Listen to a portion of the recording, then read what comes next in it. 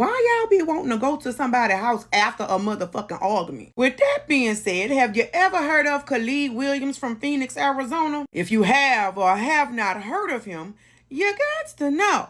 We about to talk about it. Now, Khalid Williams was dating this young man by the name of Keyshawn Stewart for about 6 years. And their relationship was pretty good until Keyshawn decided that he didn't want to be with no men no more. In fact, he had got him a girlfriend and his girlfriend was pregnant. Now, somewhere I read where somebody said it seemed like this was going to be a simple breakup. Now, you know motherfucking well.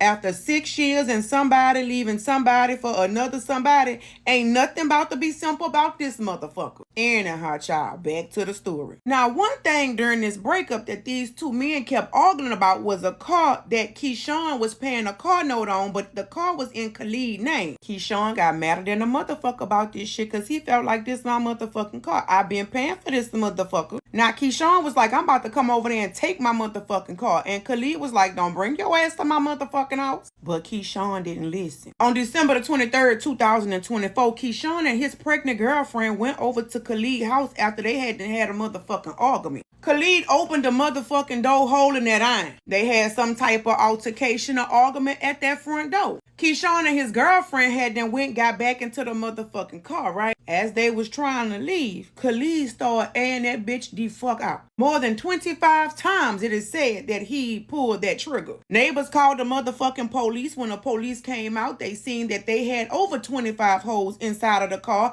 and Keyshawn had been shot multiple fucking times. He was rushed to the hospital and unfortunately he passed away from his injuries. Now after the shooting, Khalid ran and he was on a run for 3 motherfucking days. On December the 26th, the police found him at a Mexican restaurant. Of course, they took his ass to jail. When it was time for Khalid to appear before the judge, the judge had to tell him to shut up. I suggest that you not make any statements. If your attorney was here, he'd tell you just to shut up.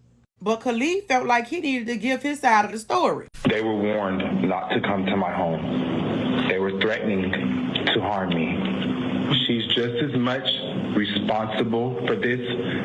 Khalid went on to say that this was an accident. Now, at the scene, they had over 25 casings on the ground. This had to be a hell of an accident. It was said during his initial questioning, he showed absolutely no remorse for what he had fucking done. Khalid's final words in court was this. She should have stopped him.